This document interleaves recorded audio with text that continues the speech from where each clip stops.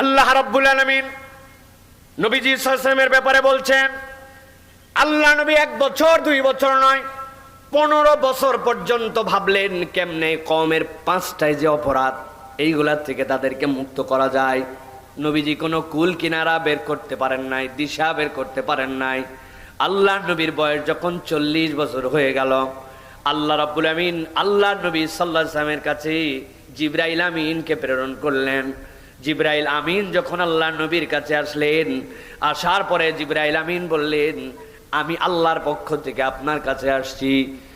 কি জন্য আসছেন? আল্লাহ নবী সাল্লাল্লাহু আলাইহি ওয়াসাল্লাম তাকে দেখার পরে ঘাবড়ায় গেছেন। এমন এক আকৃতি, এমন এক রূপ, তার অবিশ্বাস্য রকম তার আকৃতি নিয়ে তিনি নবীজির কাছে আসছেন।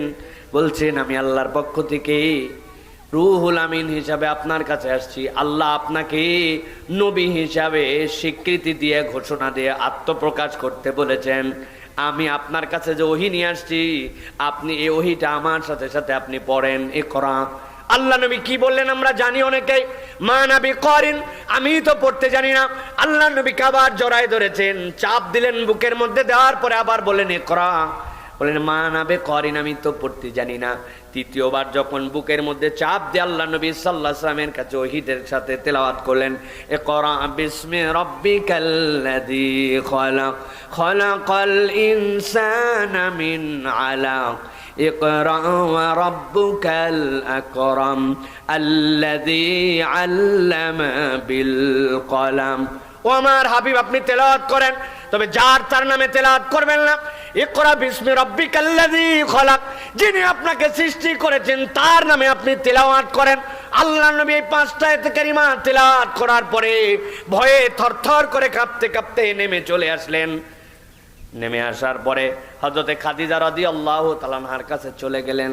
খাদিজার কাছে বললেন, খাদিজা, বিস্ময়কর ঘটনা ঘটে গেছে, আমাকে একটা কম্বল দাও, কপালে হাত দিয়ে দেখো আমার জ্বর এসে গেছে। কেন?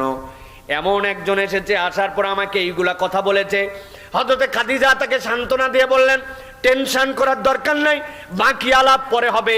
তবে ছোট্ট একটা কথা আপনাকে বলে রাখিও আমার প্রাণপ্রিয় স্বামী, ওয়াল্লাহি লা ইউখজিকাল্লাহ, আল্লাহর কসম করে বলতেছি, আল্লাহর কসম করে বলতেছি, আমার স্বামী মুহাম্মদকে কখনো আল্লাহ রাব্বুল আলামিন বিপদে ফেলতে পারেন না।